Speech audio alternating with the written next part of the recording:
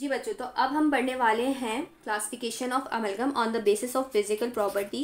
और ये पूरे डेंटल अमलगम के जो भी टॉपिक है उसमें से मोस्ट फेवरेट जो टॉपिक है वो मेरा यही आता है, जहाँ पे हमारे पास लेथ कट और स्फेरिकल जो है वो पार्टिकल्स आ जाते हैं। यानी हम जो अब अमलगम को क्लासीफाई कर रहे हैं फिजिकल प्रॉपर्टीज़ के बेस में, उसमें भी हम अमलगम की क्या देख रहे हैं, शेप देख रहे हैं। तो शेप के बेसिस में हमारे पास जो अमलगम की दो जो है वो टाइप्स आ जाती हैं। एक हमारे पास आ जाती है लेथ कट, एक हमारे पास आ जाती है स्फेरिकल, और एक तीसरी टाइप भी होती है हमारे पास एडमिक्स, जिसकी बात हम सबसे एंड में करेंगे। तो अब हम देख लेते हैं कि लेथ कट और स्फेरिकल जो पार्टिकल्स हैं वो किस तरह बनते हैं। बेसिकली जो लेथ कट की जो पार्टिकल्स होते हैं ना उसको हम कहते हैं फिलिंग्स, और जो स्फेरिकल के पार्टिकल्स होते हैं ना उसको हम स्फेयर कह लें या हम स्फेरिकली सिंपल जो है वो कहते हैं। तो अब हम देख लेते हैं कि लेथ कट जो है वो किस तरह बनते हैं। मैंने आपको क्या बताया था कि हमारे पास अमलगम में एक एलॉय पाउडर होता है और एक लिक्विड होता है जो कि हमारे पास मरकरी होता है।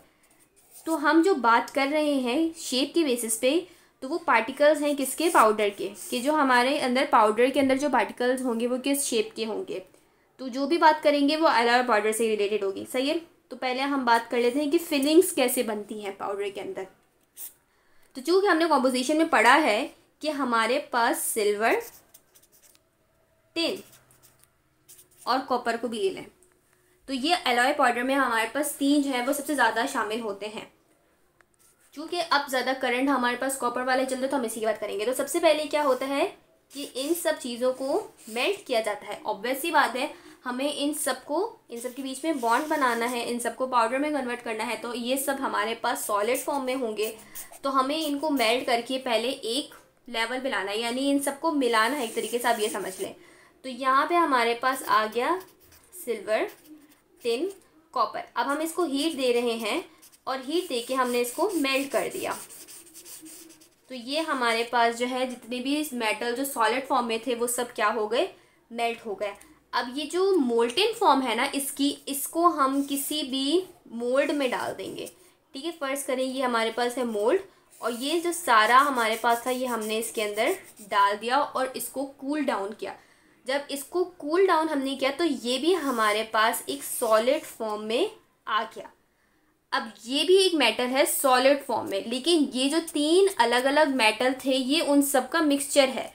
तो ये एक एलॉय है मेटल का सॉलिड फॉर्म में। तो इस एलॉय को हम क्या कहते हैं, इनगोट एलॉय कहते हैं। अभी भी इसके अंदर हमारे पास तीन मेटल्स हैं अलग अलग किस्म के, ठीक है, सिल्वर, टिन और कॉपर।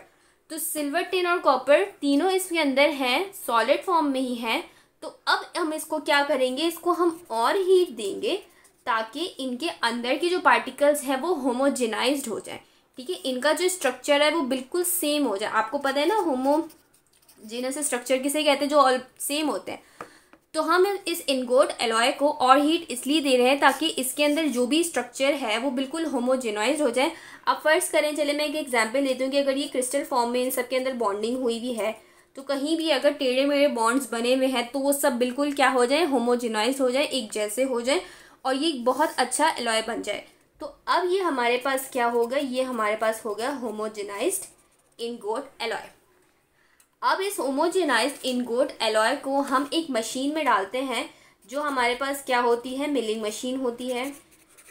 आप इसको मिलिंग मशीन में डालें या आप इसको इसी तरह क्रश कर दें, आप इसको जिस तरह क्रश करना चाहेंगे। अब ये क्रश होके क्या हो जाएगा, हमारे पास छोटे छोटे टुकड़ों में आ जाएगा।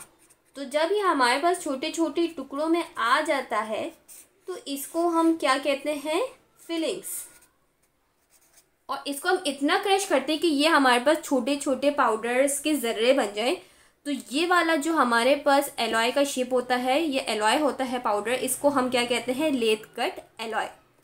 समझ आ गए बच्चों कि ये हमारे पास किस तरह बन रहा है। इसी तरह हमने इसको हीट किया, ठीक है, मोल्टन एलॉय को हमने एक मोल्ड में डाला। जब मोल्ड में आ गया तो ये इनगोट एलॉय बन गया। उसके बाद हमने इसको और हीट किया ताकि इसके अंदर जितने भी बॉन्ड्स हैं, जितनी भी प्रॉपर्टीज़ हैं, वो सब होमोजेनाइज्ड हो जाएं। और फिर इस होमोजेनाइज्ड इनगोट एलॉय को हमने मिलिंग मशीन में डाला, या इसको क्रश करके छोटे छोटे पार्टिकल्स और छोटी छोटी फिलिंग्स में हमने इसको बना दिया। और यहाँ पे हमारे पास हमारा एक एलॉय पाउडर जो है वो तैयार हो गया है।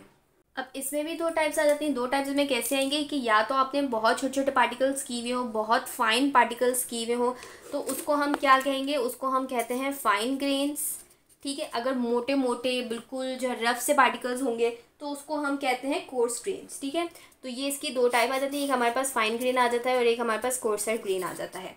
तो ये हमारे पास हो गया लेथ कट।